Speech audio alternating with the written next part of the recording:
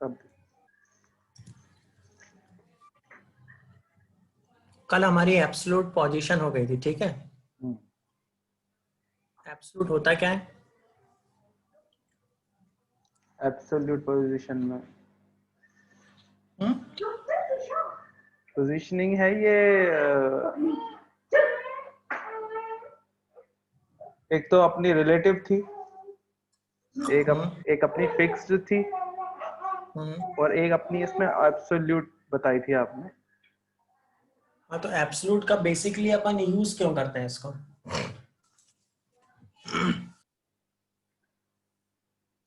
इसका मैं रिवाइज करूंगा अभी से।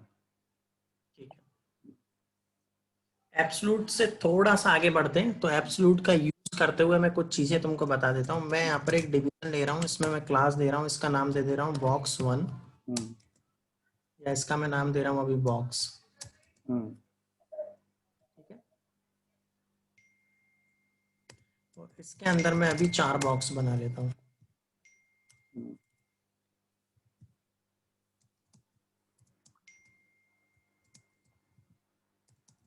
बॉक्स के अंदर जो बॉक्स बनाया था वही था ना एब्सोल्यूट?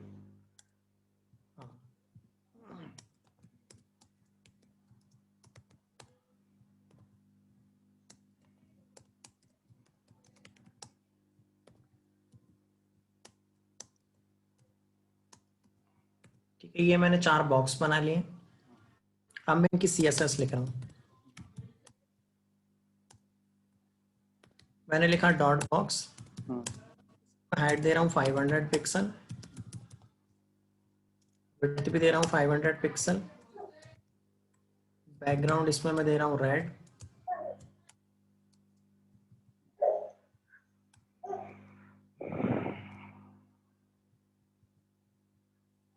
तो देखो मेरा एक यहाँ पे बॉक्स बन गया है, ठीक है। इसमें कोई डाउट है? ये तो इजीली बन जाएगा, हाँ, ये तो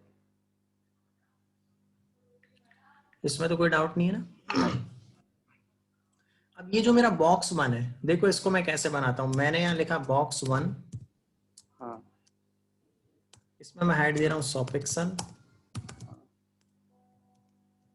विड्थ भी दे रहा हूँ 100 पिक्सल, और इसको बैकग्राउंड दे रहा हूँ वाइट। ठीक है, ये आ गया वाइट। जी। ब्लैक कर देते।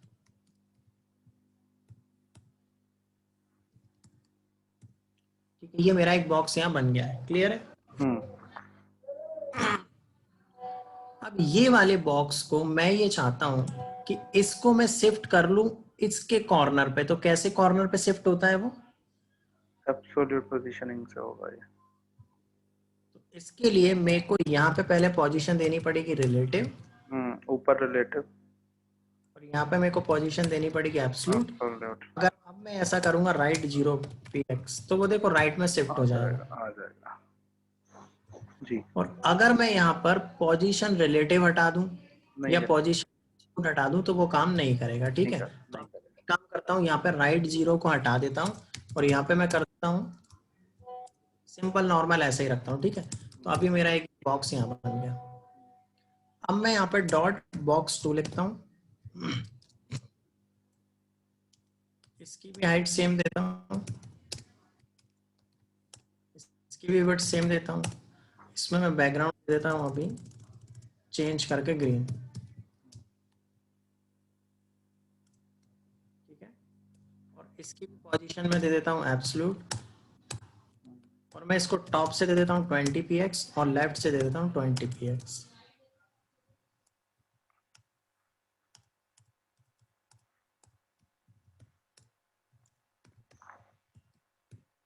तो देखो क्या हुआ, ये जो ब्लैक बॉक्स था, ये रेड वाला जो बॉक्स था ना, इस रेड वाले बॉक्स के ऊपर आया ब्लैक वाला बॉक्स, इस ब्लैक वाले बॉक्स के ऊपर आया अपना ग्रीन वाला बॉक्स, और अभी मैं यहाँ पे एक और लिख देता हूँ डॉट बॉक्स 3। यहाँ पे भी सेम प्रॉपर्टी अप्लाई करता हूँ।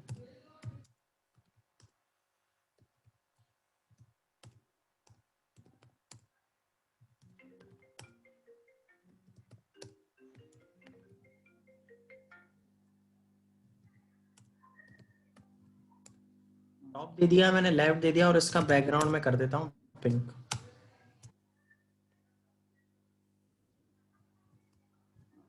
अभी देखो ये वाला जो बॉक्स है वो कहाँ पर आया, सबसे ऊपर आ गया। ये उसके ऊपर आ गया। ऐसे ही मैं मेरा चौथा बॉक्स बनाता हूँ, हाँ, तो चौथा बॉक्स कहाँ पर आएगा, पिंक वाले के ऊपर। पिंक वाले के ऊपर। देख लेते हैं।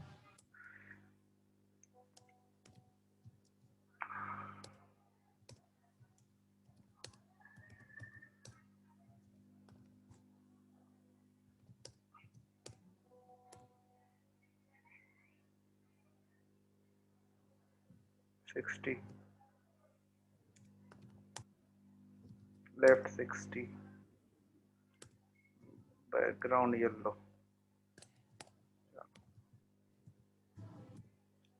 अब देखो यहाँ पर मैंने क्या किया, मैंने यहाँ पर 5 बॉक्स बनाए। एक मेरा ये मेन बॉक्स है, हम्म। और मेन बॉक्स के ऊपर मैंने एक येलो, ब्लैक बनाया, ग्रीन बनाया, पिंक बनाया, और एक ये वाइट कलर का बना लिया। ठीक है। वायलेट। तो ये जो मेरे 4 बॉक्स बने हुए हैं ना, इनका मैं चाहूँ तो ऑर्डर भी चेंज कर सकता हूँ। उसके लिए क्या प्रॉपर्टी यूज होती है वो सीखना जरूरी है। तो उसके लिए जो मेरी प्रॉपर्टी यूज होती है वो होती है Z index. Z index. Z index, ठीक है। अब अगर मैं जेड इंडेक्स में वैल्यू दे देता हूँ 4, अभी मेरे कितने बॉक्स हैं, 1 2 3 4, तो इसकी जो मैं वैल्यू दे देता हूँ वो जेड इंडेक्स 4, और इसकी वैल्यू दे देता हूँ जेड इंडेक्स 3, और इसकी वैल्यू दे देता हूँ जेड इंडेक्स 2, तो और इसकी वैल्यू दे देता हूँ जेड इंडेक्स 1। तो अभी देखो 4 3 2 1, मैंने रिफ्रेश किया तो इनका ऑर्डर चेंज हो गया। यहाँ पर एक चीज समझने वाली ये है कि जिसकी भी जेड इंडेक्सिंग की वैल्यू मैक्सिमम होगी वो सबसे ऊपर होगा। अभी देखो ये ब्लैक वाला है, इस ब्लैक वाले की जेड इंडेक्स वैल्यू कितनी दे रखी है मैंने, 4, मतलब ये मैक्सिमम है। तो मैक्सिमम है तो ये सबसे ऊपर होगा। ठीक है। इसकी वैल्यू 3 है, तो ये किस किस से ज्यादा है, 2 और 1 से। तो जो ग्रीन वाला है वो इन दोनों के ऊपर होगा, और इसकी वैल्यू 2 है, इससे ज्यादा है तो वो इसके ऊपर होगा। ठीक। अब सपोज मैं ये 2 वाला जो मेरा पिंक वाला है इसकी वैल्यू में कर देता हूं 4, और इसकी वैल्यू में कर देता हूं 2, तो अभी क्या होगा, पिंक ऊपर, पिंक ऊपर आ जाएगा। अभी जो है मेरा पिंक ऊपर आ जाएगा। क्लियर है। ठीक है। यहाँ समझने वाली एक बात है, जिसकी भी जेड इंडेक्स की वैल्यू ज्यादा कर देंगे वो जो है सबसे टॉप में आ जाएगा। फिर वो अपने ऑर्डर के हिसाब से देखेगा किसकी वैल्यू कम है किसकी वैल्यू ज्यादा है। ठीक है। अब मैं एक काम ये करता हूं, जेड इंडेक्स की वैल्यू जो ब्लैक वाला है इसको -1 दे देता हूं।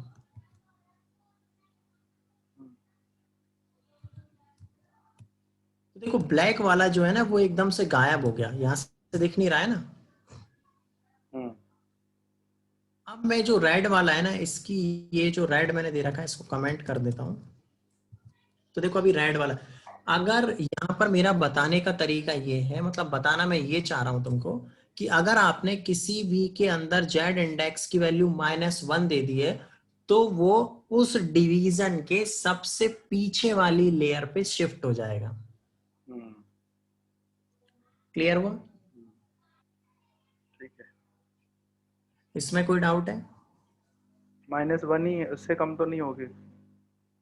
नहीं नहीं, -1 आप दे दोगे तो सबसे पीछे शिफ्ट हो जाएगा वो। ठीक है।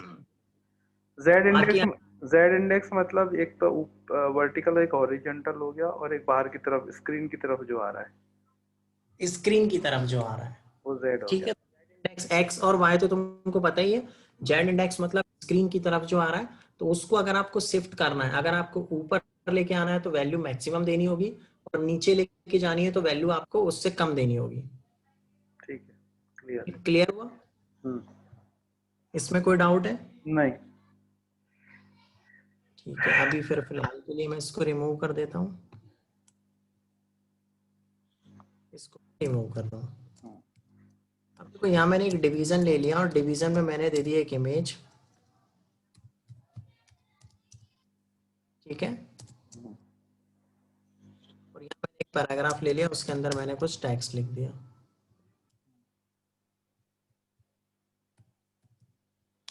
तो देखो कुछ इस तरीके से डिस्प्ले हो रहा है, क्लियर है।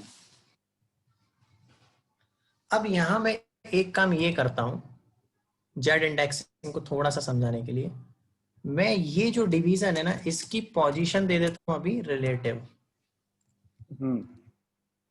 क्लियर है, रिलेटिव दे दी। और जो मैंने इमेज यूज की है ना इसकी मैं पोजीशन दे देता हूँ एब्सोल्यूट। ठीक है। एब्सोल्यूट दी तो ये वाला जो मेरा टेक्स्ट है, चूंकि मैं इस टेक्स्ट को थोड़ा सा बड़ा कर देता हूँ जिससे समझ में आ जाए।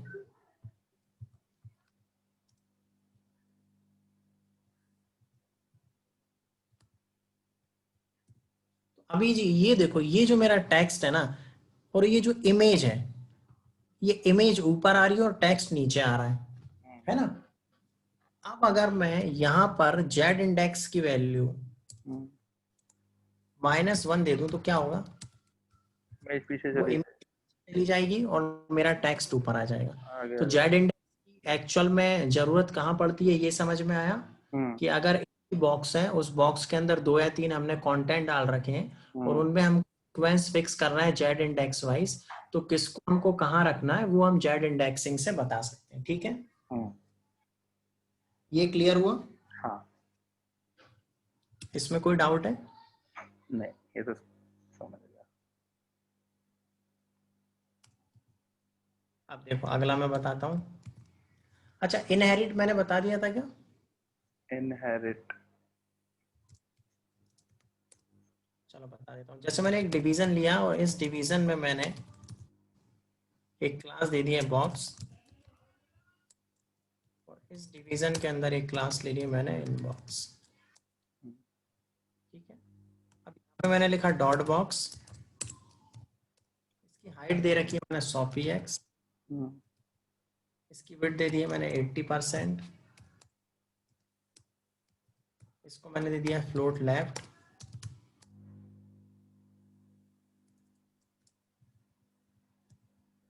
देखो इस तरीके का एक बॉक्स मेरा बन गया है। ठीक है, अब मैं यहाँ पर आया, मैंने लिखा डॉट इनबॉक्स। अब देखो मैंने यहाँ पे कर दिया हाइट, और हाइट करने के बाद इसकी वैल्यू मैंने दे दी इनहेरिट।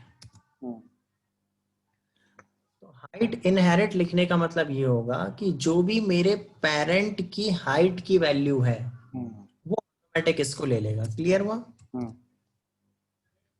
सपोज अगर मैं यहाँ पर लिख दूं विड्थ इनहेरिट, तो विड्थ इनहेरिट का मतलब ये होगा कि इस वाले एलिमेंट की, मतलब इस वाले एलिमेंट का जो भी पेरेंट होगा, मतलब ये जो पेरेंट होगा उसकी जितनी होगी वो ऑटोमेटिक इसमें अप्लाई हो जाएगी। क्लियर है? समझने के लिए अगर मैं इसको भी 50% कर देता हूँ,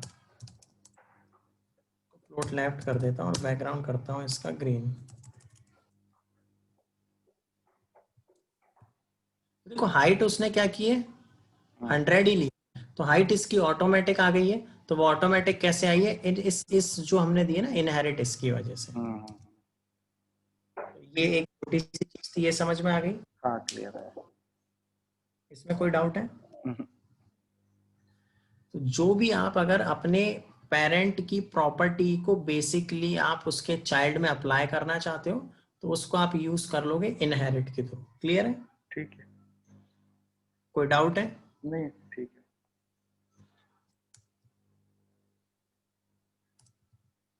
अगली चीज पढ़ते हैं। अब देखो यहाँ पर एक बहुत अच्छी चीज मैं बता रहा हूँ।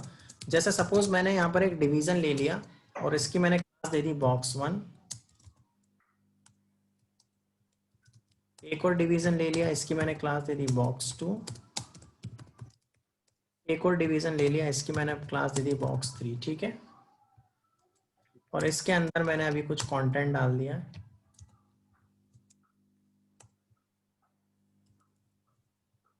इसके अंदर भी कुछ कंटेंट डाल देते हैं, और इसके अंदर भी कुछ।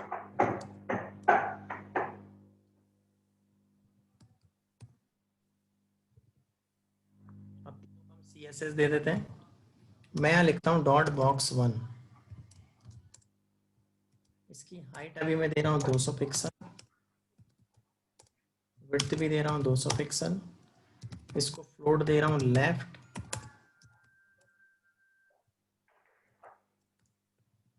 बैकग्राउंड दे रहा हूँ रेड और पैडिंग दे रहा हूँ 5 पिक्सल।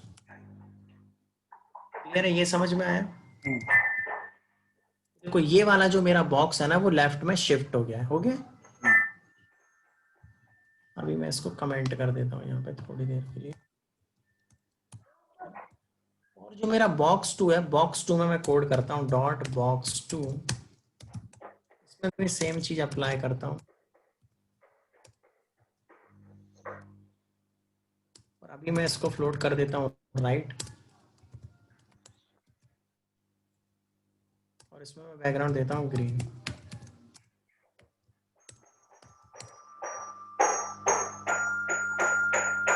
ये देखो यहाँ पर शिफ्ट हो गया है, तो इसको अपन ऑटो कर देते हैं।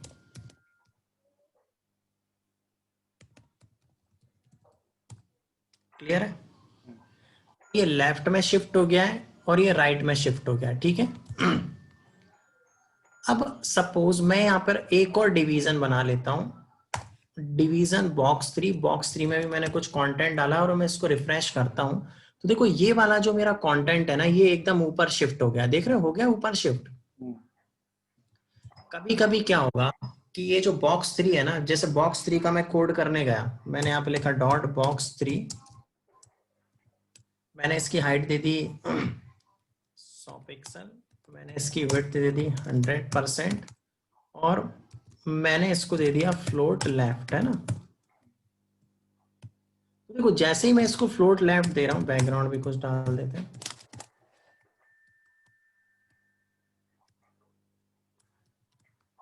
जैसे ही मैं इसमें कुछ डाल रहा हूं, मतलब मैंने यहाँ पे फ्लोट लेफ्ट लगा दिया, लेकिन कभी कभी ऐसा होगा कि मैं इसमें फ्लोट लेफ्ट नहीं लगा पाऊंगा। कैसे नहीं लगा पाऊंगा? जैसे मैंने यहाँ पे दे दिया मार्जिन ऑटो, ठीक है, और इसकी विड्थ कर दी 80% और फ्लोट लेफ्ट हटा दिया, क्योंकि जब मैं फ्लोट लेफ्ट हटाऊंगा तभी बेसिकली एकदम सेंटर में अलॉट होगा, अदरवाइज तो होगा नहीं। अब अगर मैं इसको फ्लोट लेफ्ट लगा रहने दूंगा तो ये यहाँ पे शिफ्ट हो गया, लेकिन ये सेंटर में अलाइन नहीं हो रहा है। हो रहा है क्या सेंटर में अलाइन? लेकिन बेसिकली हम फ्लोट लेफ्ट हटा देंगे, फ्लोट लेफ्ट हटाने के बाद अगर हमने मार्जिन ऑटो दिया है और विथ 80% दिए, तो यहाँ से वो 10% शिफ्ट हो जाना चाहिए, होना चाहिए ना। वो शिफ्ट हो नहीं पा रहा है, तो इसके लिए हमको फ्लोट लेफ्ट देना है। तो यहाँ पर फ्लोट लेफ्ट देने की बजाय आप दे दोगे क्लियर लेफ्ट।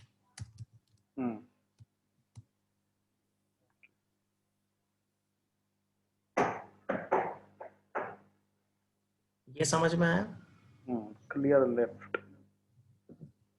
क्लियर लेफ्ट देने से क्या होगा, जब आप फ्लोट लेफ्ट देते थे तो लेफ्ट आपकी से फ्लोर। मार्जिन ऑटो वाली प्रॉपर्टी काम नहीं कर रही थी। हाँ। लेकिन जब आप क्लियर लेफ्ट दे रहे हो तो आपके मार्जिन ऑटो वाली प्रॉपर्टी काम कर रही है, ठीक है। इसकी 3 वैल्यू होती है, क्लियर लेफ्ट, क्लियर राइट और क्लियर बोथ। तो आप देख लेफ्ट और राइट और इसमें फर्क क्या होता है, जैसे मैंने राइट दे दिया तो भी वही काम कर रहा है, लेकिन और अगर मैंने लेफ्ट दिया तो भी वो वही काम कर रहा है। अब फर्क क्या होगा, जैसे मैंने यहाँ पर कर दिया क्लियर लेफ्ट, ये होगा मेरा लेफ्ट, क्लियर लेफ्ट, लेकिन अगर मैं जो मेरा राइट वाला कंटेंट बॉक्स है उसके अंदर अगर कंटेंट बढ़ जाता है तो क्या करेगा, ये ओवरलैप कर देगा, कर रहा है। हाँ। और अगर मैं इसको राइट कर दूंगा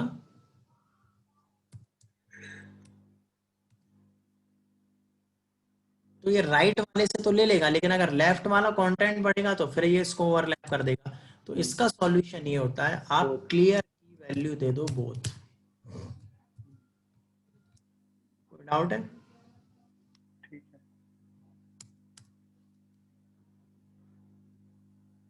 तो ये जो प्रॉपर्टी है ना ये इस तरीके से काम आती है, क्लियर लेफ्ट, क्लियर राइट और क्लियर बोथ। तो आप जब भी इस तरीके की कोई भी प्रॉब्लम फेस कर रहे हो जहां पे आप फ्लोट सा यूज नहीं कर पा रहे हो, उससे प्रॉब्लम आ रही है, तो आप यहाँ पे यूज कर सकते हो क्लियर बोथ, ठीक है। इसमें कोई डाउट है? नहीं।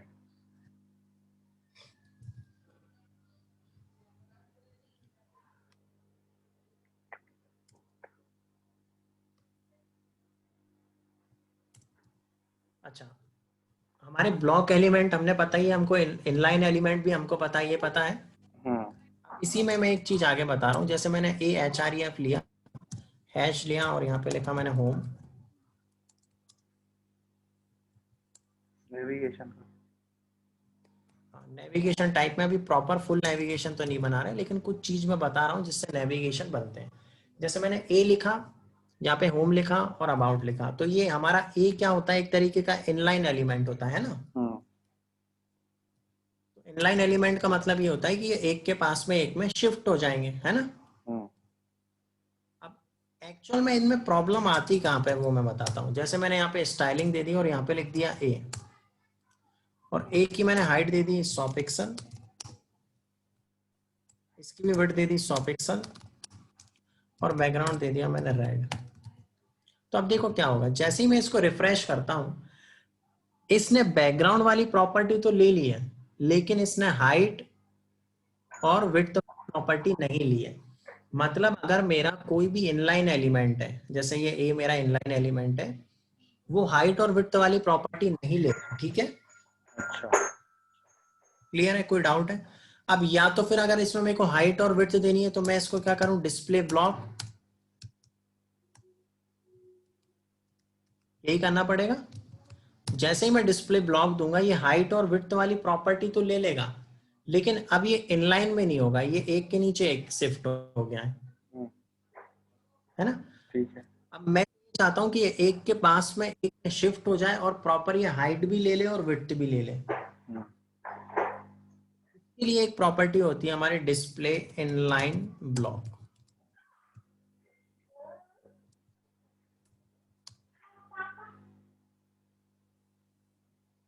आया समझ में? अभी तक हमको दो चीजें पता थी, पहली पता थी डिस्प्ले इनलाइन और डिस्प्ले ब्लॉक। अभी हमने सीखा है डिस्प्ले इनलाइन ब्लॉक। अगर आप केवल इनलाइन प्रॉपर्टी पे काम करते हो, जैसे डिस्प्ले इनलाइन है, तो उस कंडीशन में क्या होगा कि जितने भी इनलाइन एलिमेंट होंगे उसमें हाइट और विड्थ काम नहीं करेगी। लेकिन जैसे ही आप डिस्प्ले इनलाइन ब्लॉक दोगे, उस कंडीशन में हाइट विड्थ वाली जो चीज है ना, वो काम करने लगेगी। इसमें कोई डाउट है? नहीं, ठीक है। क्लियर है? ठीक है।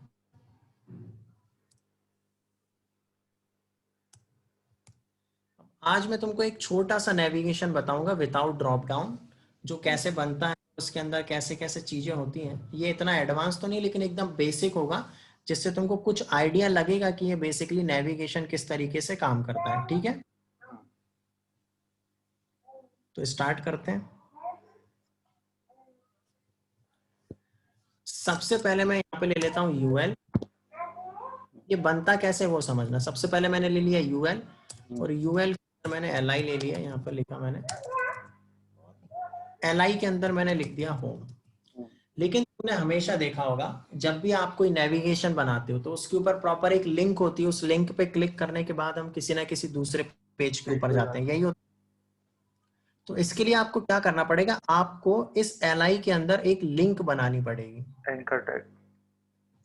तो आपको इस एलआई के अंदर क्या देना पड़ेगा, एंकर टैग। तो एंकर टैग आप कैसे दोगे, प्रॉपर इसको मैं हटा देता हूँ और यहाँ पे लिखूंगा AHREF। इसमें मैं अभी कोई भी लिंक दे देता हूँ और यहाँ पे मैं लिख देता हूँ होम। ठीक है, तो ये स्ट्रक्चर तो समझ में आ गया, इसमें तो कोई दिक्कत नहीं है। हाँ, ये तो क्लियर है ना। तो ये मैं क्यों दे रहा हूँ, ये इसलिए मैं दे रहा हूँ क्योंकि अगर मेरे को लिंक बनानी है तो वो एंकर टैग के थ्रू ही बनेगी, और एंकर टैग के थ्रू कैसे बनेगी, AHREF लगा दूंगा और फिर उसके बाद ये इस तरीके से काम करेगा। तो जितने भी बनाने वो ऐसे ही बनेंगे। ठीक है, ऐसा मत करना कि एलआई के आगे पीछे तुमने एंकर टैग ले लिया, वो काम नहीं करेगा। तो अभी मैं यहाँ पे 2 या 3 4 बटन बना लेता हूँ। ठीक है।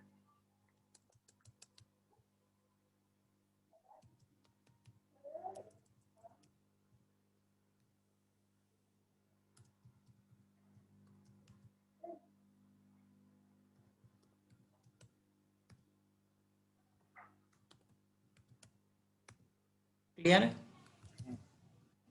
अब देखो इसका जो डिस्प्ले है वो कैसा आएगा, इस तरीके का इसका डिस्प्ले आ रहा है। अब मैं कुछ कुछ प्रॉपर्टी पूछते जा रहा हूँ, वही तुम मेरे को बताना कहाँ कहाँ पे कैसे कैसे अप्लाई होगी, तो जिससे तुमको ये समझ में आएगा कि नेविगेशन में क्या होगा।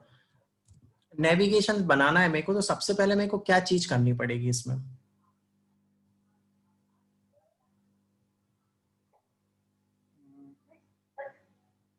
सबसे पहले तो आपको इसमें एक डिव बनाना पड़ेगा, जगह देनी डिव पड़ेगी। बनाना पड़ेगा। डिव डिव के क्यों बनाना अंदर, डिव के अंदर नेविगेशन देंगे अपन। पड़ेगा? डिव के अंदर नेविगेशन लेंगे, जरूरी है डिव के अंदर नेविगेशन लेना? जरूरी तो नहीं है, पर तरीका तो यही है, सही दिखाई दे। तरीका है। देखो सबसे पहले ये जो बुलेट्स आ रही है ना, मेरे को ये हटानी है। तो सबसे पहले मैं यहाँ पे लिखता हूँ, इसको हटाने का तरीका क्या होगा? यूएल लिखा और यहाँ पे मैंने लिख दिया लिस्ट स्टाइल टाइप नन।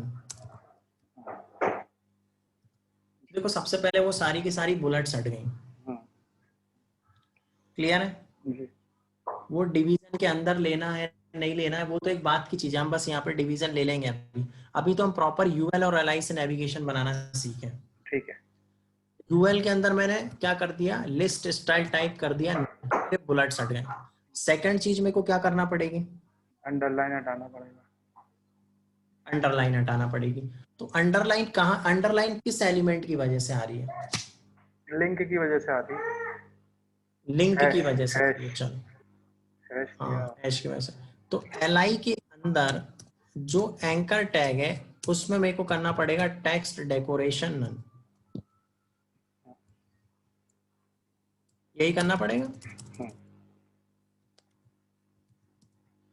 ठीक है, अब बताओ अब क्या करना पड़ेगा? और इसको एक लाइन में रखना है अपने को, ये तो ऊपर नीचे है। हाँ, अपने को एक के बाद एक के बाद एक लाइन में रखना है ना। तो उसके लिए मेरे को कोड करना पड़ेगा एलआई के अंदर और इसको करना पड़ेगा फ्लोट लेफ्ट। तो वो लेफ्ट करने से क्या होगा, एक के पास में एक के पास में ये प्रॉपर शिफ्ट हो जाएगा। चिपक गए। हम्म। ठीक है। अब स्पेसिंग चाहिए इनके बीच में। स्पेसिंग चाहिए इनके बीच में। स्पेसिंग कहाँ देंगे? हर इसके बाद देना पड़ेंगे अपने को, हर एलआई एलिमेंट के बाद। एलआई एलिमेंट के बाद देखो सबसे पहले मैंने यूएल में कर लिया लिस्ट स्टाइल टाइप नन। अब मैं इसमें बैकग्राउंड दे देता हूँ फिलहाल कुछ भी। ठीक है।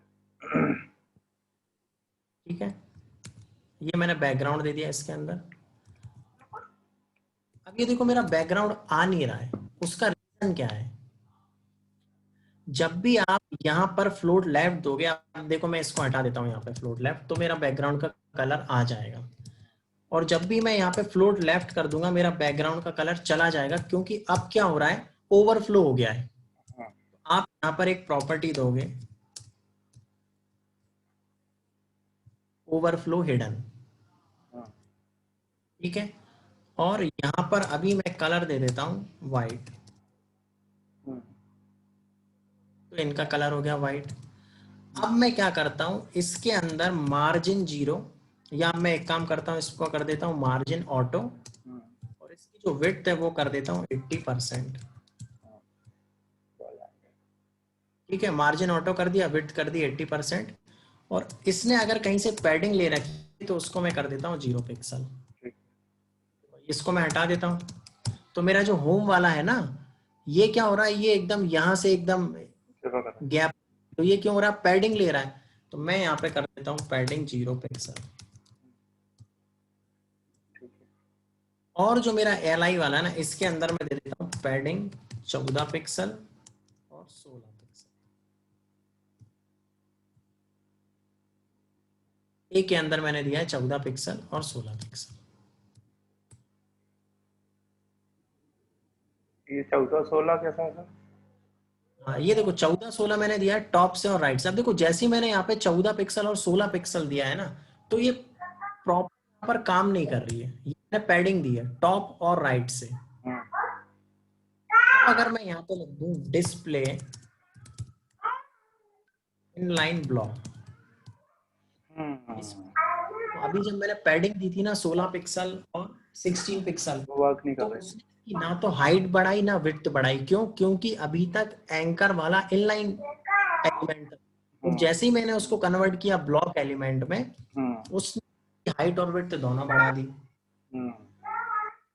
ठीक है, अब मैं एक करता हूं, इसका एक होवर भी लगा देता हूं जिससे तुमको समझ में आए कि क्या हुआ है।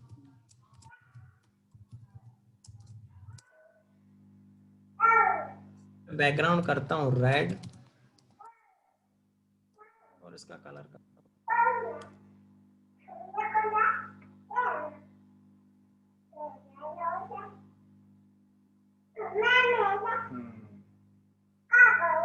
ऐसे रहता है नेविगेशन। अब नेविगेशन अगर सिंपल वाला तुमको एक लाइन वाला बनाने के लिए बोला जाए तो क्या नेविगेशन बना सकते हो? सिंपल इनलाइन वाला बना सकते हैं, इसमें तो कोई नहीं आएगा। और भी तरीका है सर कोई इसके अलावा? ये एक बहुत सिंपल तरीका है, इससे इजीली बन जाता है। फिर जैसे जैसे अपन आगे बढ़ते जाएंगे ना, इसी में अपन एडवांस चीजें सीखते जाएंगे। जैसे अपन ड्रॉप डाउन बनाने हैं तो उसके लिए फिर अपन पोजीशन का यूज करेंगे, और भी फिर मैं एक दो प्रॉपर्टीज और बताऊंगा, उनका यूज करेंगे। इसको राइट अलाइन भी कर सकते हैं। हाँ, जैसे भी चाहो वैसे सारी चीजें हो जाएंगी इसके अंदर। ये इस तरीके से बेसिकली बनता है, होम, अबाउट, सर्विसेज, प्रोडक्ट और कॉन्टेक्ट। ये आपका बन गया। अब ये आपके ऊपर है कि आप इसको सेंटर में कैसे लेते हो, आप इसको राइट में कैसे लेते हो। ये आपका टास्क है, ये आप इसको करके देखना। ठीक है, क्लियर हुआ? देखो कैसे बनता है नेविगेशन, बहुत सिंपल है। ये हमारा यूएल हुआ, यूएल में मैंने सबसे लिया पहले लिस्ट स्टाइल टाइप नन। तो क्या हुआ था, जितने भी बुलेट्स वगैरह आ रहे थे वो सारे रिमूव। फिर मैंने ले लिया एक उसमें बैकग्राउंड डाल दिया। ओवरफ्लो हिडन मैंने इसलिए लिया हुआ है क्योंकि जैसे ही मैं फ्लोट लेफ्ट करूंगा ना, तो इसका जो कंटेंट होता है बेसिकली ओवरफ्लो होने लग जाता है। तो जितना भी ओवरफ्लो होता है मैं उसको हाइड करूंगा तो इसका कलर दोबारा से शो करने लगेगा। देखो जैसे अगर मैं इसको फ्लोट लेफ्ट को अब हटा देता हूँ, तो वो एक के नीचे एक के नीचे एक आ गए। फ्लोट लगा रहा हूँ तो वो पास में शिफ्ट हो जाएंगे। और मैं यहाँ से मैं ओवरफ्लो हिडन हटा देता हूँ, पूरा ही गायब हो जाएगा। ऐसा क्यों हो रहा, समझ नहीं आया। ये ओवरफ्लो नहीं हो रहा है ना, ये देखो ओवरफ्लो हिडन, ये आ गया। क्या चीज ओवरफ्लो हो रही है सर इसमें? देखो आप जब यहाँ पे फ्लोट लेफ्ट, एक तो टेक्स्ट ओवरफ्लो होता है, बॉक्स के बाहर टेक्स्ट निकल जा रहा है, दैट इज द ओवरफ्लो। उसी को ओवरफ्लो कहते हैं ना अपन। बेसिकली देखो जो एलआई है ना, इसमें अपन एलआई में क्या दे रहे हैं, फ्लोट लेफ्ट। हाँ ठीक है, लिस्ट जो है अपने लेफ्ट में फ्लोट कर गई हो, ठीक है, ओके। एलआई हमारा कौन सा एलिमेंट होता है? एलआई हमारा होता है ब्लॉक एलिमेंट। ब्लॉक में आएगा सर, ठीक है ना? तो ब्लॉक एलिमेंट में क्या होता है, पूरी की पूरी एक पट्टी की पट्टी कवर होती है। यहाँ कितनी पट्टी कवर हो रही होंगी?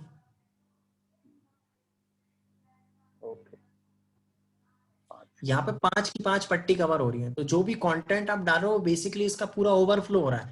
मतलब यहाँ पर जो भी जो कलर आ रहा है ना, अब जैसे सपोज देखो मैं इसके अंदर दे देता हूँ बैकग्राउंड ग्रीन।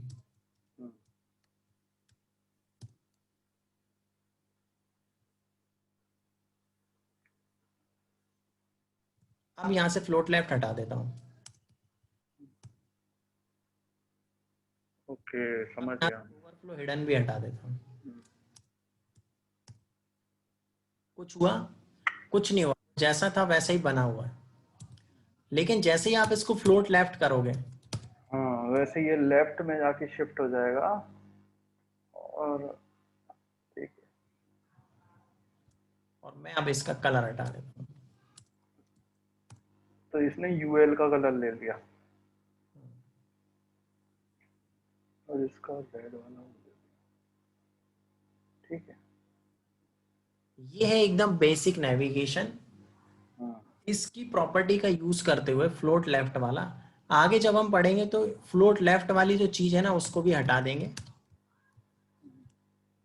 अभी ये एकदम सिंपल वाला है जिसका यूज करना है, और इसको प्रॉपर इसी का यूज करते हुए 3-4 बनाने हैं। नॉर्मल देखो हमने जो प्रॉपर्टी अभी तक पढ़ी हुई है इन्हीं का यूज किया है और किसी भी चीज का यूज नहीं किया है। इसमें डिस्प्ले इनलाइन ब्लॉक हमने आज ही पढ़ा है। इनलाइन ब्लॉक क्या करता है, अगर आपने इनलाइन ब्लॉक नहीं दिया हुआ है तो वो हाइट और विड्थ नहीं लेगा, नहीं लेगा, इसलिए दिखाएगा नहीं। हम इसको कर देते हैं इनलाइन ब्लॉक। इस इनलाइन ब्लॉक को देंगे तो हाइट और विड्थ भी ले लेगा, इसलिए हमने 40 पिक्सल और 60 पिक्सल कर दिया है टॉप और राइट से। टैग डेकोरेशन नन हमने इसलिए यूज करा है कि वो प्रॉपर बुलेट्स वहां से हट जाएं। फ्लोट लेफ्ट हमने इसलिए यूज किया है कि एलआई एक के पास शिफ्ट हो जाए। ये होवर वाली प्रॉपर्टी हमने इसलिए यूज की है कि माउस का कर्सर लेके जाएंगे तो वो। एक और चीज इसके अंदर होती है, आप यहाँ पर एक क्लास दे सकते हो एक्टिव, और यहाँ पे आप लिख दो डॉट एक्टिव,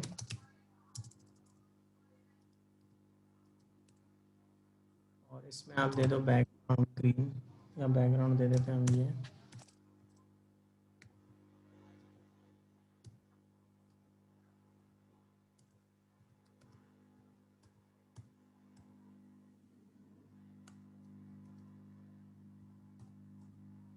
मतलब ये एक तरीके से एक्टिव वाली चीज हो गई जो मैंने कल बताई थी ना, कि जिस जिस भी लिंक पे क्लिक रहेगा वो एक्टिव वाली चीज ही हो गई है।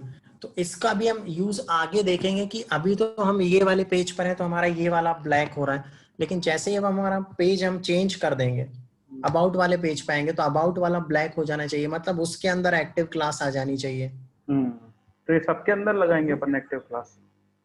हाँ, वो अपन नहीं नहीं, जिस जिस पेज पे अभी तो देखो, अभी केवल हमने क्लास ले रखी है होम वाले पे। हाँ। जब हम पेज बनाएंगे तो यहाँ से हटा के यहाँ अप्लाई कर देंगे, यहाँ से हटा के यहाँ अप्लाई कर देंगे। ठीक है। आया समझ में? अलग और अलग फिर पेज पर उसके अलग भी अलग। हाँ, उसके भी एडवांस वाला तरीका ये रहेगा कि हम एक जगह अप्लाई करेंगे और जैसे ही पेज चेंज होगा तो ऑटोमेटिक वो उस पेज पे उस क्लास को अप्लाई कर देगा। हम्म। वो क्लियर है? वो कैसे करेंगे, वो आगे समझे। क्या? वो कैसे करेंगे? वो अपन आगे पढ़ेंगे इस चीज को। ठीक है। अभी तो बस ये जो सिंपल वाला जो नेविगेशन है इसके ऊपर फोकस करो। ठीक। इसमें मैं ड्रॉप डाउन वाले नेविगेशन हैं वो एक या दो लेक्चर में वो भी अपन इजीली कवर कर लेंगे। हम्म। आज अब मैंने, एक, हाँ बताया। हाँ हाँ बोलो बोलो। कुछ नहीं था, वो मैंने एक प्रैक्टिस कर रहा था, तो हम्म। उसमें वो जो डिग्री घुमाते हैं वो वाला कहीं देखने को आया, 30 डिग्री। और एक दो अच्छा तीन, अच्छा, वो दो डिग्री वाला। दो तीन चीजें मेरे को थोड़ा सा पूछना थी कि जैसे जो ब्राउजर कंपेटिबिलिटी है, ये जो हम्म इशू है, मतलब कई सारी चीजें कई ब्राउजर सपोर्ट करते हैं, कई नहीं हम्म करते हैं। तो हम्म। तो इसके लिए क्या सॉल्यूशन, मतलब लाइव ओपन करते हैं क्लाइंट? इसके लिए तो वेबकिट एक प्रॉपर्टी यूज होती है, वेबकिट, उसको अपन पूरा पढ़ेंगे। जैसे तुमने 2D ट्रांसफॉर्म या 3D ट्रांसफॉर्म में देखा होगा, हाँ वो देख रहा था मैं। 2D में तुमने देखा होगा ट्रांसलेट या ट्रांसक्रिप्ट या ट्रांसफॉर्म, जो सारी चीजें वो हम्म। ट्रांसलेट एक्सिस पे, वाई एक्सिस पे, या इसको कितना रोटेट कर, उसमें वो सारी चीजें यूज करेंगे अपन। बहुत सारी जगह तुमने देखा होगा डैश मोज डैश फिर वही प्रॉपर्टी लिखी हुई है, वेबकिट फिर वही प्रॉपर्टी लिखी हुई है, हम्म। वो अपन सारी चीजें कवर करेंगे। जी। और भी सर, मैं इसको रात में पढ़ाई करता हूँ ना, तो चीजें देखता हूँ कि क्या बोलेंगे एक कोई प्लेटफॉर्म है डॉट आईओ, क्या नाम है, बताता हूँ आपको। Coder, CodePen, code CodePen, print, CodePen, CodePen dot code IO. Pen. हाँ, कोड पेन डॉट आईओ। हम्म, उसमें उसमें अपन वो सुविधा देता है कि तीनों को अपन एक साथ लिख सकते हैं, HTML CSS JS को। CSS और JS। हाँ। तो उसमें सर एक चीज मेरे को थोड़ी सी वो फैसिनेट करी उसमें, HTML प्री प्रोसेसर्स जो होते हैं, वो उसमें वो एनिमेशन कर रहे हैं, मतलब अच्छा, बहुत सुंदर सुंदर चीज बना रहे हैं उसमें। ऐसे एक PUG करके पग, वो ये टेक्नोलॉजी, मतलब अभी तो अपन जो पढ़ रहे हैं तो देखो धीरे मतलब धीरे धीरे धीरे क्योंकि अपन जितनी, अपना जो रूट जा रहा है हम्म यार, देखो ये तो करना ही है अपने को, बेसिक्स हैं। पर ये जो अभी चल रहा है लेटेस्ट, हम्म ये स्लिम हुआ, मार्कडाउन हुआ, प्री प्रोसेसिंग, इनके प्रोसेस, और मैं आपको शेयर करूंगा सर कुछ चीजें, और वो उन्होंने ठीक है ठीक है। बहुत बढ़िया बढ़िया काम करके रखा हुआ है। और क्या बोल रहा हूँ मैं आप देखना। उसमें जावास्क्रिप्ट जेएस के कोड डाले होंगे ना उन्होंने? सर कोडिंग करने का तरीका ही अलग है बिल्कुल, जेएस नहीं है उसमें शायद। जो है ही नहीं उसके अंदर जेएस। पीयू जो पग है ना, पग हम्म। HTML प्री प्रोसेसर, उसमें एक ठीक प्रोग्राम है। बनाया है उसने, सिर्फ वैल्यूज हम्म। डालता गया है और जो उसका आउटपुट आ रहा है वो परफेक्ट एनिमेशन आ रहा है। वो जेएस है ही नहीं, there is no JS, there is no CSS, शायद सीएसएस भी नहीं है। कहूँगा मैं आपको। मेरे को एक बार शेयर करना। हाँ बिल्कुल। वो शायद तुम फ्रेमवर्क की बात कर रहे हो। और सूडो कोड्स भी जो मैंने पढ़े थे, तो सूडो कोड्स तो इसी में एंकर टैग में ही आ रहे हैं ना सर? हाँ, तभी सूडो कोड्स तो अभी आ गए हैं, बहुत सारे सूडो कोड्स तो पढ़ेंगे अपन सारे। हाँ, ये एंकर टैग जो अपन यूज करते हैं, हम्म। तो ये भी सूडो कोड्स के अंतर्गत आएगा सीएसएस में कैसे? नहीं नहीं, एंकर टैग तो अपन ने जो यूज किया है ना, जैसे मैंने तुमको बताया था विजिट, विजिटेड, हम्म। हाँ याद है? लिंक बताई तो थी, नहीं बताई थी? ये एक्टिव। सूडो कोड्स है ना ये? हाँ, ये इसमें और भी बहुत सारे होते हैं, ये अपन आगे भी सारे पढ़ेंगे। देखो जितनी भी चीजें तुम इंटरनेट पे देख रहे हो ना, हम्म। उसमें से ऑलमोस्ट चीजें मैं कवर कर दूंगा। हाँ आप कर तो रहे हैं, वो तो वो वाली हाँ, बात नहीं कर रहा हूँ। ऑलमोस्ट जितनी भी चीजें तुमने देखी होंगी वो सारी चीजें कवर हो जाएंगे। देखो मैंने बोला ये इतना इतना बड़ा चैप्टर है, अगर तुम बहुत ऑनलाइन देख, विशाल है, बहुत ये विशाल है। कभी खत्म नहीं हो सकता। तुम बहुत। उसको अगर देखते जाओगे ना तो रोज नई चीज आती है, 10 साल भी लग जाएंगे तो भी उतना नहीं अपन कर पाएंगे। नहीं ठीक है, अपना तो अपन कर ही रहे हैं, हम्म। और जो बेस्ट हो सकता है वो करेंगे सर। देखो और मैं तो तुमको ये बोल रहा हूँ, जो जो चीज तुमको लग रही है ना वो तुम मेरे को बता देना, वो मैं तुमको अलग से एक बार बिठा के पूरा बता दूंगा कि ये चीज ऐसे ऐसे होती है। ठीक है। है ना? आज के टाइम में सर वो तो चलता नहीं ना, जैसे पहले फोटोशॉप का पूरा बनाते थे, और अब वैसा पैटर्न नहीं नहीं नहीं, चलता। आज भी वैसा चलता है, ऐसा नहीं है कि वैसा चलता नहीं है। आज भी स्टैंडर्ड जो कंपनियां रहती हैं बड़ी बड़ी, वो सबसे पहले पीएचडी ही डिजाइन कराती हैं। अच्छा। तो सब पे एक प्रॉपर तरीका वही होता है, जो मेन तरीका है वही है कि पहले फोटोशॉप से इस वेबसाइट का पूरा पीएचडी रेडी होता है, हम्म, ग्राफिक डिजाइनर पीएचडी रेडी करता है। हम्म, और उसके बाद दिया जाता है वेब डिजाइनर को, तो वेब डिजाइनर फिर क्या करता है, उसमें भी दो पार्ट होते हैं। एक बंदा केवल एचटीएमएल बनाता है, जो एचटीएमएल में एक्सपर्ट होता है। फिर दूसरा बंदा उसकी सीएसएस करता है। हम्म, जब एचटीएमएल और सीएसएस का काम खत्म हो जाता है तो फिर वो दिया जाता है डेवलपर को, फिर डेवलपर उसके बैकएंड पे काम करता है। हम्म। ऐसे पूरा सिस्टमैटिक काम होता है। मतलब एक वेबसाइट पे अगर अपन देखें तो लगभग लगभग 7 या 8 लोग अलग अलग सेक्शन पे काम कर रहे होते हैं। जैसे एक बंदे का काम है केवल एचटीएमएल बनाना, तो वो सिर्फ केवल एचटीएमएल ही बनाएगा और कुछ नहीं बनाएगा। एक बंदे का काम है कि उसको केवल वेबसाइट में सीएसएस इंक्लूड करनी है और सीएसएस ही लगानी है, तो वो सीएसएस ही लगाएगा। एक बंदे का काम है कि वो केवल फॉर्म सबमिट कराएगा, तो वो फॉर्म सबमिट ही कराएगा। ऐसे अलग अलग सेक्शन में काम होता है। ओके, सबको स्पेशलिटी मतलब समझते हैं, तो दैट सब हाँ, सबकी एक चीज पे मास्टरी हो जाती है। हाँ बिल्कुल वैसे ही काम होता है। जैसे अगर मेरे को एचटीएमएल बनाना अच्छा आता है, तो फिर कंपनी मेरे को सिर्फ एचटीएमएल पे ही काम कराएगी कि आपका टास्क केवल ये है कि आप एचटीएमएल ही बनाओ।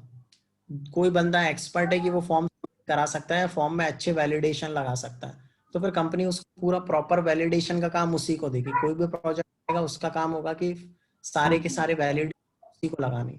फिर एक बंदा टेस्टिंग के लिए अलग हायर किया होता है, वो क्या करता है, फिर सारी वेबसाइट की प्रॉपर टेस्टिंग करता है कि अलग अलग डिवाइसेस में कैसी ओपन होगी, कहीं पे कोई टेक्स्ट में तो दिक्कत नहीं है, कहीं कुछ फॉर्म्स में तो दिक्कत नहीं है, तो उसका काम पूरा प्रॉपर टेस्टिंग का ही होता है। वेबसाइट के लिए करीब 8-10 लोग लगते हैं जो प्रॉपर फिर उसको फिर करते हैं। सही है। ठीक है सर, बढ़िया। तो अभी अपना फ्लैक्स रहता है और ग्रिड रहता है सीएसएस में। हाँ, फ्लैक्स और ग्रिड, मैं क्या बोल रहा हूँ, तुम बस पढ़ते जाओ। जितनी चीजें तुम देख रहे हो ना इंटरनेट पे, मैं सब पढ़ा दूंगा सब। अभी देखो अपना बेस मजबूत नहीं है। अभी अगर मैं तुमको एक सिंपल छोटा सा एक स्ट्रक्चर बनाने के लिए दूंगा तो वो शायद तुमसे अभी नहीं बनेगा। लेकिन अपने को उस लेवल तक पहुंचने के लिए छोटी छोटी बिल्कुल बेसिक बेसिक चीजें अपने को करनी पड़ेंगी पहले। अब एक इमेज मेरे को लगानी है बिल्कुल सेंटर में, तो उसके लिए क्या कोड होगा बताओ? Image centre in the centre लगाना है ना, तो बॉडी के अंदर इमेज लिखेंगे अपन, इमेज, बॉडी के अंदर इमेज लिखेंगे। हाँ इमेज टैग, डिव लगा दो, नहीं तो डिव लगा दो, ऐसा भी कर सकते हैं, image X Y Z png। अब इसको css एक फाइल लगाते हैं ऊपर, img स्टाइल, img ये हो गया। इसको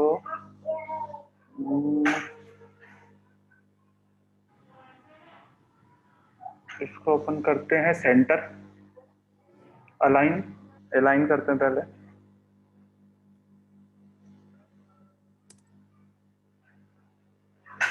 तो ये टेक्स्ट लाइन से आएगा, आ जाए। तुम बताओ ना, केवल अलाइन लिख देता हूँ, ये लो अलाइन।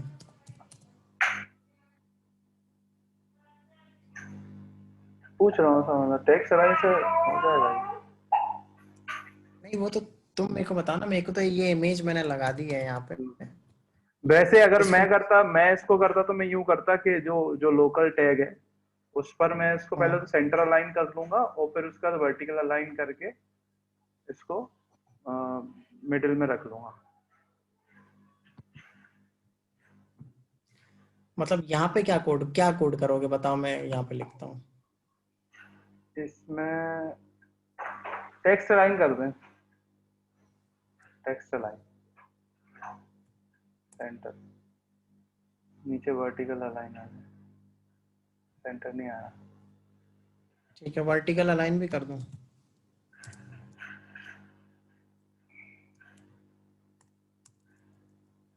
वर्टिकल अलाइन क्या करूँ, बॉटम टॉप सेंटर, सेंटर तो कह नहीं। इसको भी सेंटर करेंगे।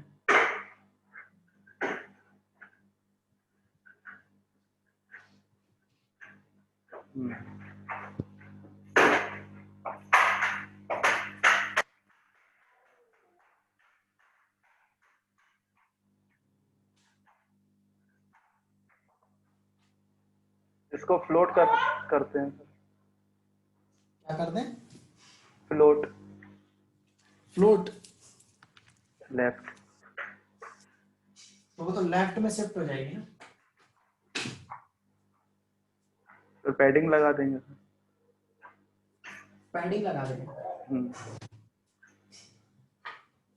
एक सेकंड। पहले तो इमेज की पोजीशन जो है वो अपने को डिफाइन करनी पड़ेगी, इमेज कहाँ पर है। सबसे पहले अपने को इसको फ्लोट कराना है, आई थिंक सबसे पहले फ्लोट करेंगे तो उसकी फ्लोटिंग लेफ्ट होगी, उसके बाद इसको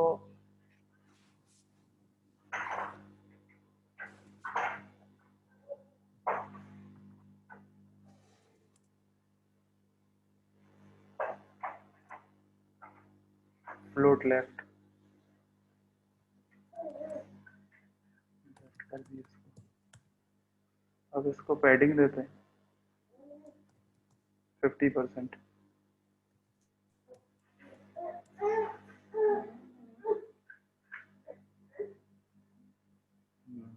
गड़बड़ हो गया, विड्थ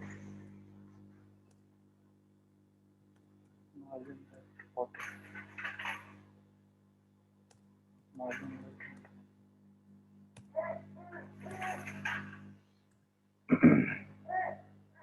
लगाऊं बताओ, लेफ्ट राइट टॉप बॉटम, इसको बस सेंटर में लाना है, यहाँ से यहाँ लाना है। मार्जिन लेफ्ट मार्जिन राइट में अपन सर -50 पिक्सल, -50%। सर मैं तो अंदाजा मार रहा हूँ, गॉड नो। कैसे करेंगे? Margin left auto,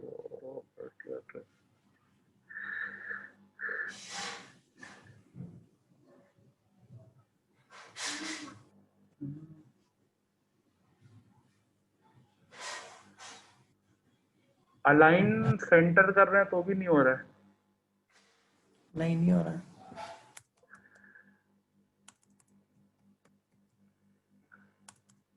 align centre से नहीं हो रहा है। इसको इसको डिव में डालें सर, पहले एक डिव में डालो आप इसको, पहले इमेज को। इमेज को एक डिव में डालो। हाँ, सबसे पहले इमेज को डिव में डालो। इमेज इसका ही बॉक्स बना है, डिव डाला। अब इस डिव की अपन वो डिफाइन करते हैं ऊपर, डिव बस। इसको अपन करते हैं। अच्छा एक चीज ये बताओ, इमेज एक कौन सा एलिमेंट होता है, इनलाइन एलिमेंट या ब्लॉक एलिमेंट? ब्लॉक एलिमेंट है। इमेज एक ब्लॉक एलिमेंट है, पक्का? इमेज एक इनलाइन एलिमेंट है, मैंने बताया था, याद करो 2 दिन पहले 3 टैग बताए थे, एंकर, इमेज और स्पान। हाँ हाँ हाँ सबसे पहले मेरे को इसको ब्लॉक में कन्वर्ट करना पड़ेगा। हाँ।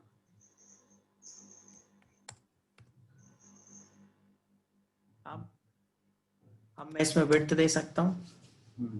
जो मेरे को विड्थ देनी है। और अब मैं इसमें मार्जिन लेफ्ट और राइट काम करेगा, पहले क्यों नहीं कर रहा था? इनलाइन है इसलिए। लाइन था इसीलिए। अब वर्टिकल भी लग जाए। वर्टिकल लाइन बॉटम, नहीं लगा, बॉटम तो जाएगा ही नहीं सर। अगर कोई भी इमेज है उसको आपको सेंटर में शिफ्ट करना है, तो इमेज हमारा एक इनलाइन एलिमेंट होता है, उस इनलाइन एलिमेंट को आप पहले कन्वर्ट करोगे ब्लॉक के अंदर, कर और जब लिया। आप उसको कन्वर्ट करोगे ना, तो फिर मार्जिन लेफ्ट और मार्जिन राइट काम करेगा, ठीक है? कर रहा है। ये जो चीजें होती है ना, ये छोटी छोटी सी, यही जब अपन स्ट्रक्चर बनाते हैं ना, तो उसमें काम आती है। हाँ ठीक है। अब इसको मिडिल में करना है तो?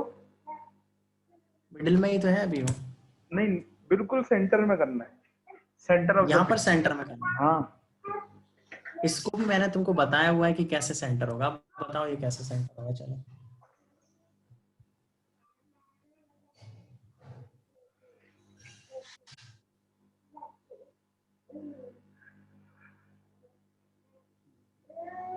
टॉप, दिमाग लगाओ। टॉप से अपन इसको वो देंगे, बॉटम से नहीं जाएगा, मार्जिन मार्जिन टॉप। टॉप से क्या और दूं?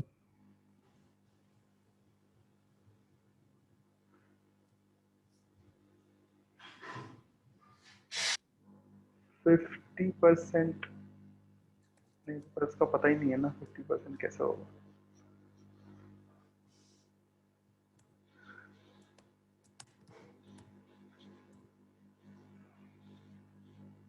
मार्जिन टॉप से सेंटर क्या डालेंगे? मार्जिन टॉप से सेंटर, नहीं, ऐसा कुछ होता है। आप बताएं ना।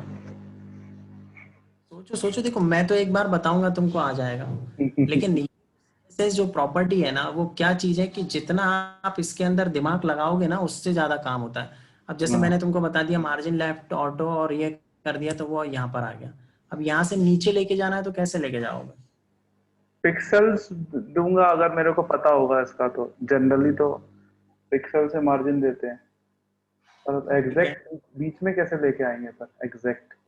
तो हमको इसका स्क्रीन का साइज पता होना चाहिए कि इसका हाइट स्क्रीन कितना का है। साइज पता होना चाहिए, ठीक है। और तो उसमें अगर अपन टॉप से मार्जिन दे दें पिक्सल्स में, 500 पिक्सल,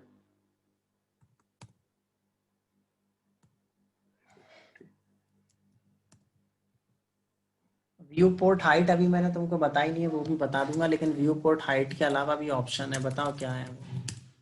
पिक्सल। नहीं, पिक्सल से नहीं, एकदम सेंटर में आनी चाहिए।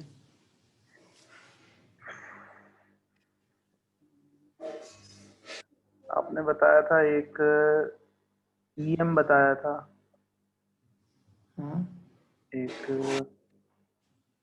Pixel EM।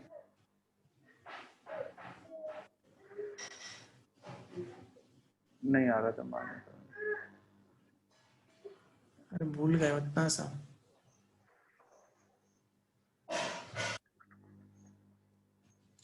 कुछ पोजीशंस बताई थी मैंने, हाँ, कौन कौन सी थी? फिक्स फिक्स पोजीशन उनसे 0 होगा to। इसमें कुछ? अगर उनका यूज करें तो होगा कुछ? हाँ हाँ, उनका हो जाएगा। इसको फिक्स कर देते हैं अपन। कहाँ पर फिक्स करें? पोजीशन फिक्स अप्लाई कर देते हैं।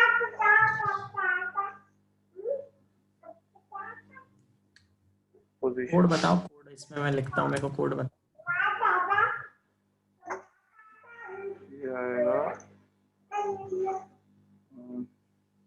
Position fix,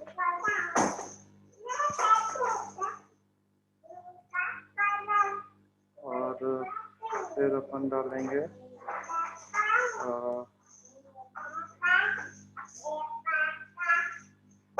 float left.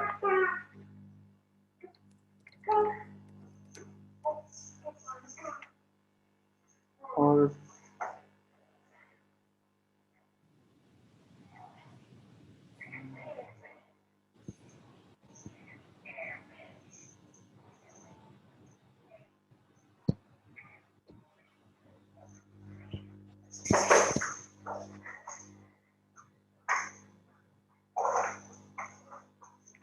Top और लेफ्ट से आपने बोला था मूव होगा ये।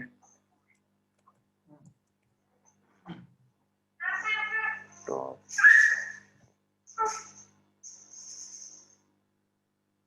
सेंटर, नहीं तो इसके ऑफ बोला सेंटर। नहीं हो रहा है, इसके बोला। तो मेरे को एक बात बताओ, तुम पुराने जो लेक्चर्स होते हैं उनकी प्रैक्टिस करते हो? सर रात को कैसे कर पाए बताना, तो ना वो हो जाता है। तो मतलब तुम्हारी प्रैक्टिस आ रही है? प्रैक्टिस हो रही है, ऐसा नहीं है नहीं हो रही है। बाकी एग्जैक्ट यूँ बोलो कि रात को अभी तो मैं दो तीन दिन से अभी कर रहा हूँ, तो जो अपना पुराना वाला है उसको करता जा रहा हूँ। और जो अभी अपना परसों का लेक्चर था, जो आपने कल थोड़ा सा बताया था, उसका इनिशियल अभी मैंने आधा कवर कर लिया था।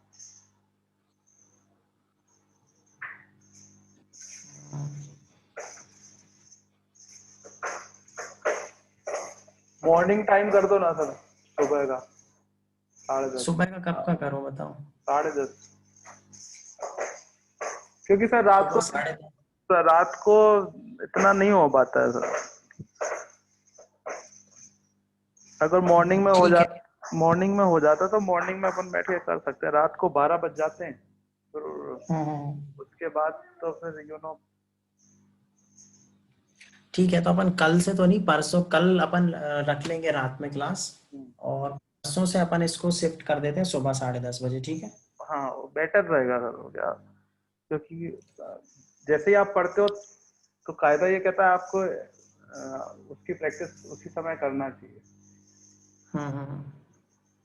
वो क्या होता है कि कुछ कुछ चीजें छूट जाती हैं, फिर छोटी छोटी चीजें इधर आके ज्यादा हो जाता है मामला।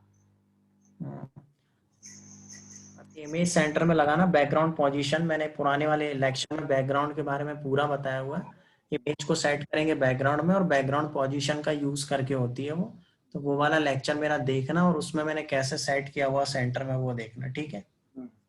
मैं तुमको बैकग्राउंड से रिलेटेड कुछ और इम्पोर्टेंट चीजें बता रहा हूँ, इसलिए मैंने ये वाली चीज पूछी थी। मैं यहाँ पे अभी एक डिवीजन ले रहा हूँ, इसमें मैं क्लास दे रहा हूँ बॉक्स। थोड़ा सा बैकग्राउंड को और एडवांस लेके जा रहे हैं फिलहाल। मैं यहाँ पे लगा रहा हूँ डॉट बॉक्स, और यहाँ पे मैं एक काम ये कर रहा हूँ, मैं इसकी हाइट और विड्थ अभी मेंशन कर देता हूँ। हाइट दे देता हूँ मैं 450 px, विड्थ दे रहा हूँ मैं इसकी 500 px, ठीक है? इसके बाद इसको हम दे देते हैं बैकग्राउंड इमेज। बैकग्राउंड इमेज देने का तरीका क्या होता है बताओ?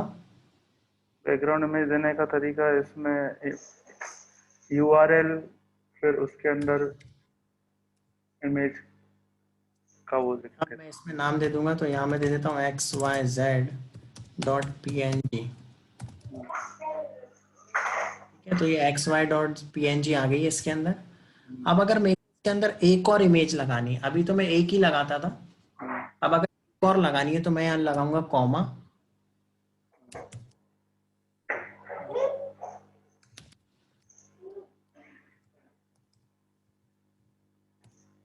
अभी देखो 2 इमेज लग गई है। आया समझ में? अगर फिर एक बैकग्राउंड की एक प्रॉपर्टी मैंने बताई थी, बैकग्राउंड रिपीट, हाँ, X पर Y पर नो नो रिपीट। तो देखो ये नो रिपीट हो गई है।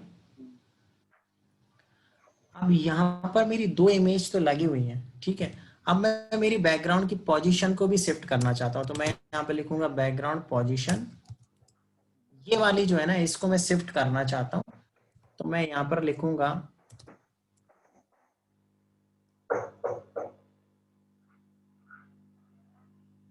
ये रहनी चाहिए टॉप राइट के अंदर।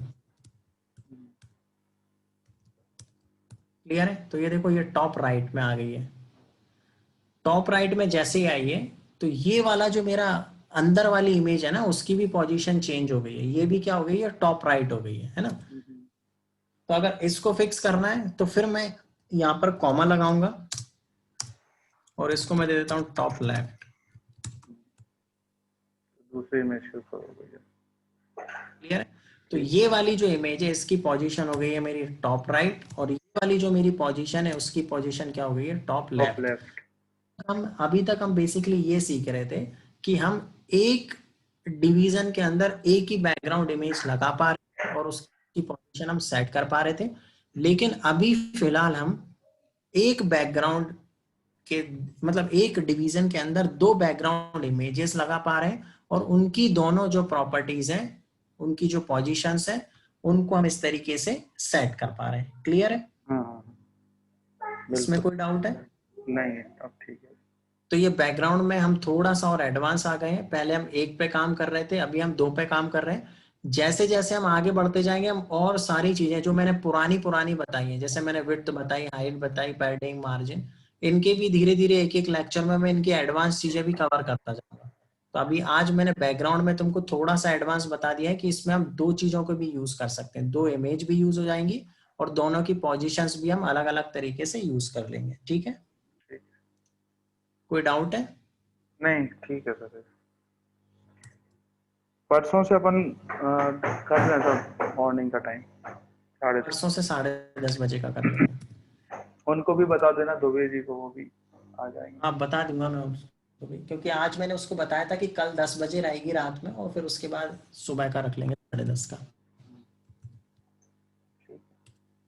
अब मैं तुमको कुछ यूनिट्स बता देता हूँ जो तुम समझना चाह रहे थे कि एक्चुअल में वो यूनिट्स क्या है क्या नहीं। थोड़े छोटा सा टॉपिक है यूनिट का, वो भी खत्म कर देते हैं।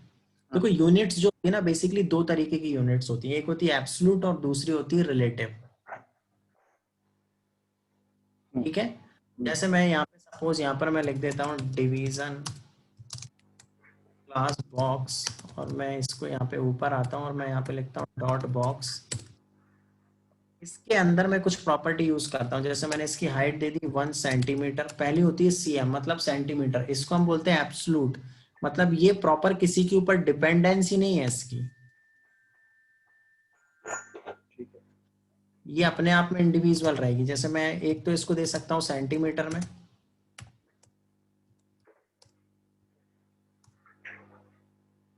मतलब इसकी जो हाइट होनी चाहिए वो 1 सेंटीमीटर और विड्थ होनी चाहिए 2 सेंटीमीटर, और इसका बैकग्राउंड में दे देता हूँ रेड।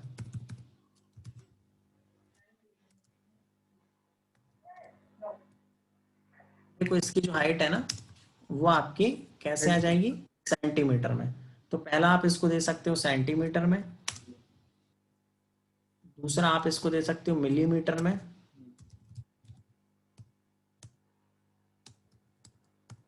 ठीक है, तीसरा आप इसको दे सकते हो इंच में। इंच के लिए यूज होता है IN।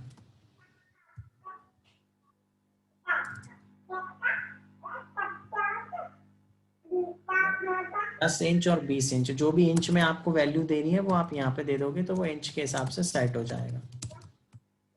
ठीक है, उसके बाद आता है पिक्सल। तो पिक्सल तो तुमको पता ही है, अगर आपको वैल्यू देनी है 5 पिक्सल या 50 पिक्सल जो हम अभी तक देते आ रहे हैं। ठीक है, पिक्सल के बाद अगर कोई चीज होती तो वो होती है पीटी। जैसे पीएक्स होता है ना, वैसे ही होता है पीटी। पीटी में क्या होता है कि इसका साइज बस थोड़ा सा बढ़ जाता है और कुछ नहीं होता है। मतलब ये मान लो 10 अगर पिक्सल्स हैं तो उसका अगर हम देखें तो 12 या 15 बस थोड़े से पिक्सल्स इंक्रीज होते हैं, दैट्स इट। लेकिन अगर हम पीसी की बात करें, पीसी काफी बढ़ जाता है। पीसी, पीसी, ये क्या है पी? ये पी और सी का फुल फॉर्म तो मेरे को भी पता नहीं है, लेकिन पीसी से क्या होती है, इनकी जो वैल्यू होती है ना पिक्सल से ज्यादा होती है। ये वो अलग तुम एक बार, अलग यूज अलग अलग उसमें होता होगा सर, अलग अलग। इनका यूज ही नहीं होता, मैंने आज तक कभी यूज नहीं किया। सारी वैल्यू पिक्सल्स में ही चलती है। जैसे मैं इसको 10 ले लेता हूँ और इसको भी मैं ले लेता हूँ 10।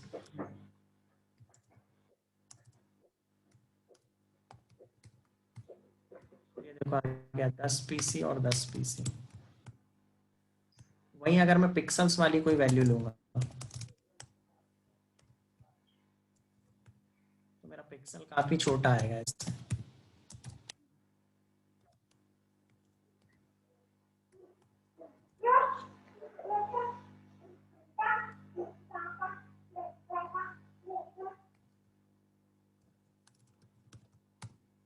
ये देखो,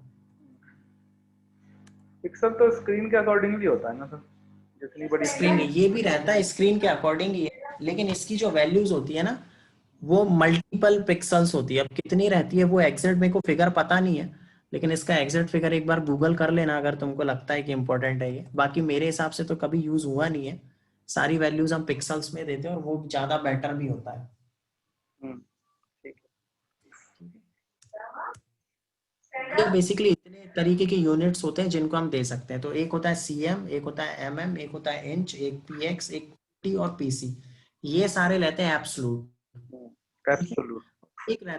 एक रहता है रिलेटिव। अब रिलेटिव मैं बता देता हूँ कि रिलेटिव एक्चुअल में कैसे काम करता है। रिलेटिव का मतलब ये होता है कि ये अपने पेरेंट वाले टैग या बोल सकते हैं कि अपने पेरेंट एलिमेंट के ऊपर डिपेंडेंट रहते हैं। जैसे मैं इसको अभी हटा देता हूँ और इसको भी हटाता हूँ और अभी मैं एक डिवीजन बनाता हूँ, इसमें मैं देता हूँ क्लास बॉक्स और इसके अंदर मैं एक पैराग्राफ बना लेता हूँ जिसमें मैं कुछ टेक्स्ट लिख देता हूँ। ठीक है, अब मैं ये क्या करता हूँ, मैं यहाँ पे लिखता हूँ div, है ना, और इसकी मैं हाइट दे देता हूँ ऑटो और इसकी जो विड्थ दे देता हूँ वो देता हूँ 80%। Margin auto.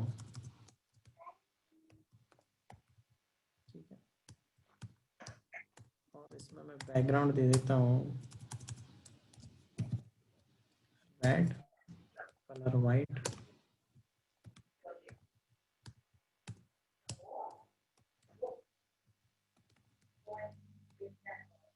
अब देखो ये मेरा पूरा प्रॉपर यहाँ पर एक टेक्स्ट लिखा हुआ है। ठीक है, अब मैं क्या करता हूँ, मैं यहाँ पर फोंट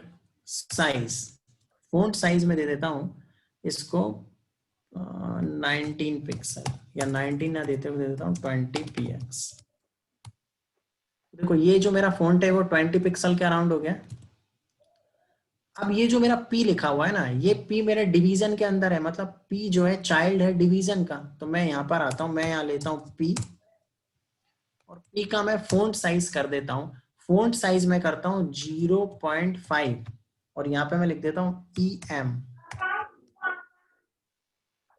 जब भी हम हाइट और विड्थ की बात करेंगे तो 1 EM is equal to 16 pixel होता है, लेकिन जब हम फोंट के रिलेशन में इसकी बात करेंगे तो ये इसके पेरेंट के अकॉर्डिंग होता है। कैसे होगा वो समझ जाओगे अभी। जैसे मैंने फोंट साइज लिख दिया 20 पिक्सल और इसमें फोंट साइज दे दिया 0.5 EM, इसको मैंने सेव किया और रन किया। तो अभी देखो इसकी जो पिक्सल्स है ना वो हो गए 10 पिक्सल। 10 पिक्सल क्यों हो गए, क्योंकि ये जो फोंट साइज है ना इसमें मैंने दिया था 20 पिक्सल और मैंने यहाँ लिख दिया 0.5। अगर मैं इसको 1 कर दूंगा तो बराबर हो जाए। इसकी वैल्यू हो जाएगी 20 पिक्सल, और अगर मैं इसको 2 कर दूंगा तो इसकी वैल्यू हो जाएगी 40 पिक्सल। मतलब ये एक्चुअल में रिलेटिव होता है अपने पेरेंट पेरेंट के फोंट की प्रॉपर्टी से। प्रॉपर्टी। क्लियर है? लेकिन जब मैं इसको हाइट और विड्थ के लिए यूज करूंगा तो 1 EM is equal to 610 pixel. ठीक है, अगर मान लीजिए पेरेंट में फॉन्ट साइज नहीं बताया, बताए ठीक है, ये लो नहीं। और सीधा ईएम लगा दिया, फिर क्या होगा अगर ये अब देखो रिलेटिव क्या होगा, ये कितना पिक्सल है बताओ। है? कितना पिक्सल? कैसे मैं इसको दिख कर देता हूँ 1 EM, है ना। वन 1 EM हटाने के चौथा बाद मैं पिक्सल हो इसको जाता कर देता हूँ 16 पिक्सल। है। हाँ, 1 बराबर। EM मतलब होता है 16 पिक्सल। अगर आप बाय डिफॉल्ट कुछ भी नहीं दे रहे हो तो वो 16 पिक्सल है। 2 कर दिया तो 32 पिक्सल। ठीक है, ठीक है, समझ गया। ओके। अगर मैंने यहाँ पे फॉन्ट साइज हटाया 20 पिक्सल कर दिया तो अब ये इससे रिलेटिव है। मतलब आपने अगर फॉन्ट साइज 20 दिया या 2 EM दिया है तो ये हो जाएगा 40, और आपने 1 दिया है तो हो जाएगा 20। ठीक, ठीक EM है। समझ में? हाँ, आ गया। सेम EM जैसे ही एक और हमारी यूनिट होती है, दैट इज REM। REM काम करती है HTML टैग के साथ। मतलब HTML टैग में मैंने जो फॉन्ट साइज दिया है, मैंने यहाँ पे फॉन्ट साइज दे दिया सपोज 20 पिक्सल, और देखो मैंने यहाँ पे फॉन्ट साइज दिया है 1 EM। मैं इसको कर देता हूँ 10, इसमें अंदर ये काम कर रहा होगा, सॉरी 1 करना है इसे। देखो क्या हो गया, 10 हो गया।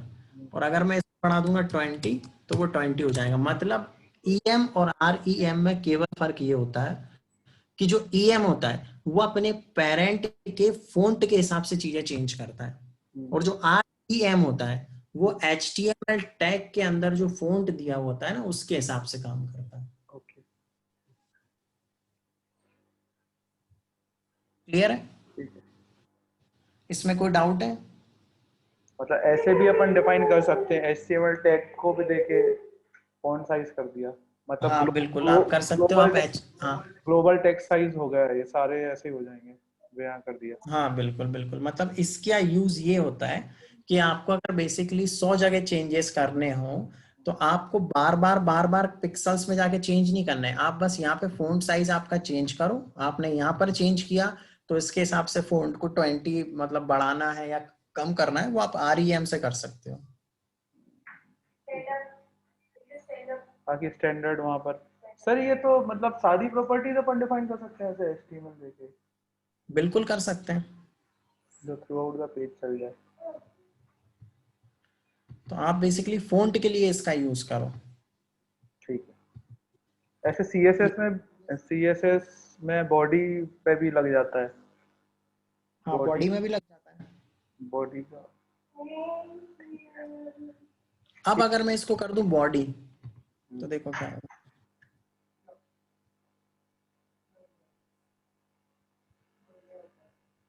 तो उसने उसकी डिफॉल्ट प्रॉपर्टी ले ली है। केवल HTML टैग में जो लगा होगा उसी के हिसाब से काम करेगा, तो बॉडी पे काम नहीं करेगा। ठीक है। ये समझ में आ गया? हाँ, ठीक है। अब इसको मैं अभी हटा देता हूँ।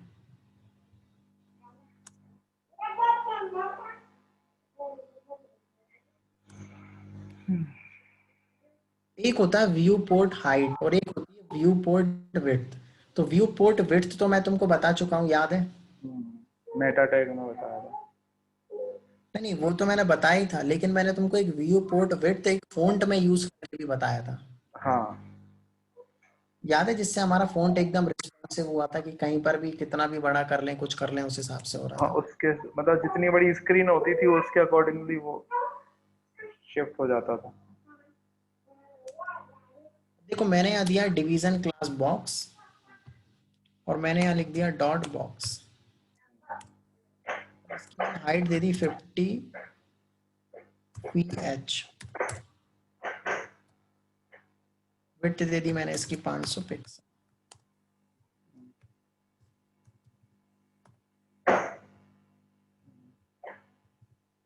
अब ये समझना ये VH होता क्या है और VH काम कैसे करता है। देखो मैंने यहाँ पर दिया है 50 VH। तो पहले तो ये समझ लो कि ये व्यू पोर्ट है क्या। जो भी व्हाइट स्क्रीन अभी आप डेस्कटॉप पे देख रहे हो, जितनी भी जो व्हाइट स्क्रीन है ना, ये एक तरीके का होता है व्यू पोर्ट। क्लियर है। ठीक है। अब मैंने यहाँ पे व्यू पोर्ट हाइट कितनी दे दी है 50। तो व्यू पोर्ट हाइट 50 का मतलब ये हुआ कि ये जितनी भी मेरी व्हाइट स्क्रीन दिख रही है उसकी 50% हाइट। ठीक है। अब मैं अगर इसको छोटा भी करूं या बड़ा भी करूं तो ये तो अपने आप को ऑटोमेटिक एडजस्ट करेगा और उसकी जो हाइट है हमेशा व्हाइट स्क्रीन की 50% रहने वाली है। क्लियर। सर ये ग्लोबल मतलब किसी भी उसमें असाइन हो जाएगा ना, किसी भी डिवाइस पे? किसी भी डिवाइस पे। तो जैसे ही आप अगर उसको VH करके 50 दे दोगे वैल्यू, 50 VH दोगे तो उस कंडीशन में ये होगा ये किसी भी डिवाइस में ओपन हो तो उसका जो भी व्यू पोर्ट हो, जैसे मोबाइल की स्क्रीन है तो उस मोबाइल की स्क्रीन के 50% स्क्रीन की जो हाइट है वो ये ऑक्युपाई कर लेगा। ठीक है। क्लियर है। अब अगर इसकी जो विड्थ है, इस विड्थ को मैं कर दूं VW, व्यू विथ तो क्या होगा। चौड़ाई में आ जाएगा।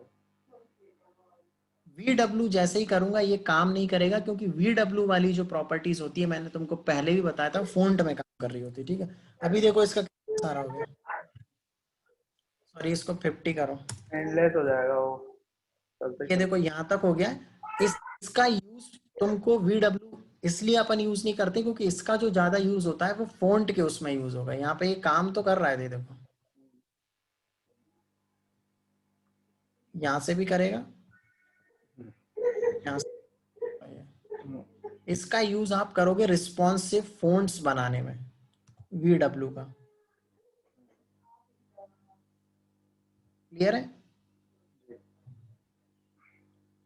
तो व्यू पोर्ट हाइट और व्यू पोर्ट विड्थ ये दोनों चीजें क्लियर हो गई हैं। हाँ, इसको बॉडी में लगा दें तो व्यू। बॉडी में तो बॉडी तो ऑलरेडी अपने आप में 100% है ही ना।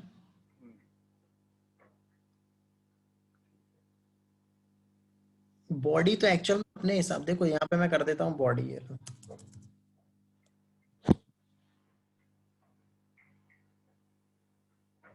वो तो अपने आप में 100 है ही ना, ये देखो।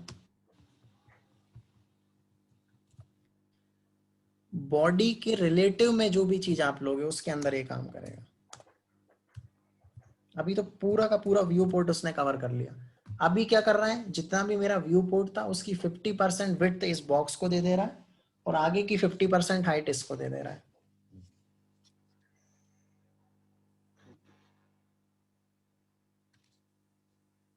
तो सर क्लियर इसको है। इसको अपन करने के लिए परसेंटेज ही लेंगे, इस बॉक्स को करने के लिए इसकी विड्थ का? परसेंटेज थोड़ी दे रहे हैं हम, तो VH दे रहे हैं। नहीं, VH हाइट और तो मेरे को VW। समझ में आ गया, ये हो गया हाइट हम्म। तो। विड्थ अगर अपने को इसकी 100% देनी है हाँ तो 100% दे दो ना, ये लो।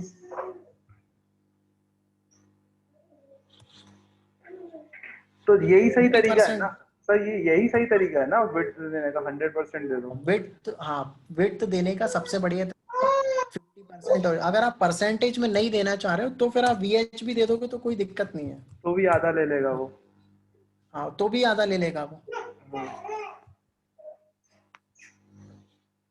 VH और परसेंटेज में क्या फर्क आ रहा है, देखो मैंने यहाँ कर दिया 50%। अब मैंने इसको सेव किया, रन किया, ये इतना सारी कवर हो गया। स्क्रीन और पकड़ ली उसने। 50 VH इतना छोटा हो गया, पहले उसके हिसाब से भी उसने 50 में सर ये कन्वर्ट कर वी दिया। एच वी एच होगी, हाइट हो गई ना ये तो? Sorry sorry, VW। हाँ, कोई तो भी फर्क नहीं पड़ रहा। परसेंटेज भी वही काम कर रहा है जो आपका विड्थ ये काम कर रहा है। पर ये 100 कोई डब्ल्यू किया था तो वो तो आगे चला गया था ना सर? नहीं 100 दे दो ना आप। ये आगे चला गया, ये नहीं नहीं, कर्सर। आगे नहीं जा रहा है ये आगे नहीं जा रहा है। देखो इसमें आप एक काम करो, बॉडी लिखो, मार्जिन 0 0। 0 पिक्सल करो और पैडिंग 0 पिक्सल करो। अब फिक्स हो जाएगा ये। अब कहाँ जा रहा है। हम्म। क्लियर है। तो ये तुम्हारे यूनिट्स जो थे ये कंफर्म हो गए, अब इनमें जो डाउट था वो तो नहीं है? नहीं क्लियर है सर। ठीक है, अब एक छोटी सी चीज है फिर खत्म करते हैं बिल्कुल।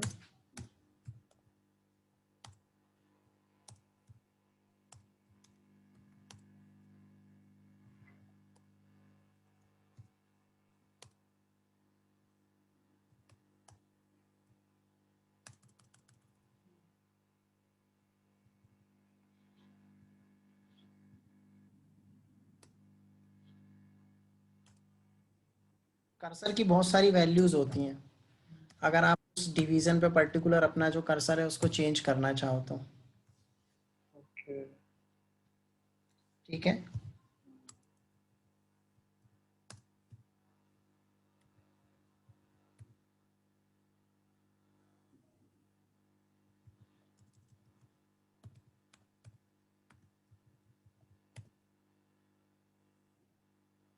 तो ये घूम रहा है या फिर ऐसे ही स्टिक है ये? नहीं ये घूम रहा है। मुझे तो स्थिर दिख रहा है। नहीं घूम रहा है, घूम रहा है प्रॉपर, अभी सिस्टम में देखोगे तो आ जाएगा। ठीक है। ठीक है, तो ऐसी बहुत सारी कर्सर की प्रॉपर्टीज होती हैं जो बेसिकली तुम उनको चला के दे सकते हो। ये पॉइंटर,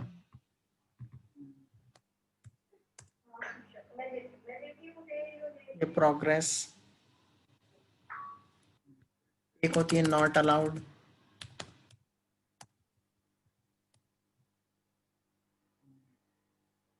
इसमें राइट क्लिक काम नहीं करेगा ना? राइट क्लिक करेगा ना वो तो अपन जावा स्क्रिप्ट से ब्लॉक करना सीखेंगे, अभी तो बस ये तुम्हारा पॉइंटर जो है ना कर्सर इसको चेंज कर देगा। एक ग्रैब भी होती है,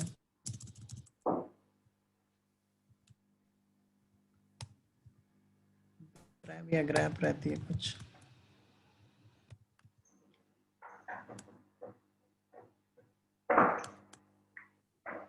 देख लेना कर्सर्स के अंदर बहुत सारे ही रहते हैं, 8-10 मैंने तुमको बताए हैं, इसमें काफी सारे तुमको मिल जाएंगे, गूगल पे सर्च करोगे तो बहुत सारी इसकी वैल्यूज होती हैं। तो जो भी तुमको जैसा कर्सर चाहिए ना वैसे के वैसे तुमको उसकी वैल्यू मिल जाती है। एक size zoom in zoom out भी होता है।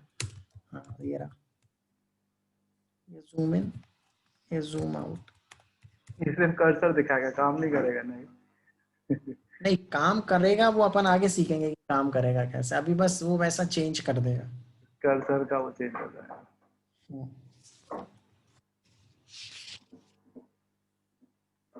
ठीक है, हम्म, आज के लिए इतना ही रखते हैं, फिर कल रहेगी रात में 10 बजे से क्लास और परसों रहेगी सुबह 10:30 बजे से।